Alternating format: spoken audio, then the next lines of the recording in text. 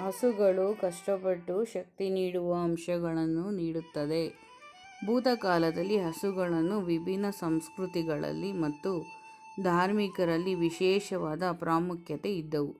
ವಿಶೇಷವಾಗಿ ಭಾರತದಲ್ಲಿ ಹಸುಗಳನ್ನು ಪವಿತ್ರವಾಗಿ ಪರಿಗಣಿಸಲಾಗುತ್ತದೆ. ಹಸುಗಳು ಸಾಮಾನ್ಯವಾಗಿ ಮೃದು ಮತ್ತು ಶಾಂತ ಸ್ವಭಾವವನ್ನು ಹೊಂದಿರುತ್ತವೆ.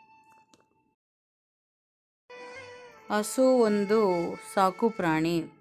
ಹಸು ಕೃಷಿಯಲ್ಲಿ ಸಹಾಯಕವಾಗಿದ್ದು ಎಳೆಯ ಪ್ರಾಣಿಯಾಗಿ ಕೆಲಸ ಮಾಡುತ್ತದೆ.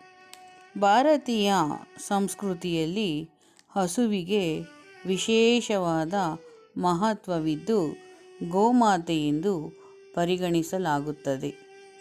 ಹಸು ಒಂದು ಕಾಮಧೇನು. ಅದರಲ್ಲಿ ಸಾವಿರಾರು ಕೋಟಿ ದೇವತೆಗಳು ಇದ್ದು ಅದು ನಮ್ಮನ್ನೆಲ್ಲ ಕಾಪಾಡುತ್ತದೆ ಎನ್ನುವ ನಂಬಿಕೆ ನಮ್ಮ ಹಿಂದೂ ಸಂಸ್ಕೃತಿಯಲ್ಲಿ ಅಡಗಿದೆ. ಹಸು ಒಂದು ನಮಗೆ ಸಹಾಯಕವಾದ ಪ್ರಾಣಿ.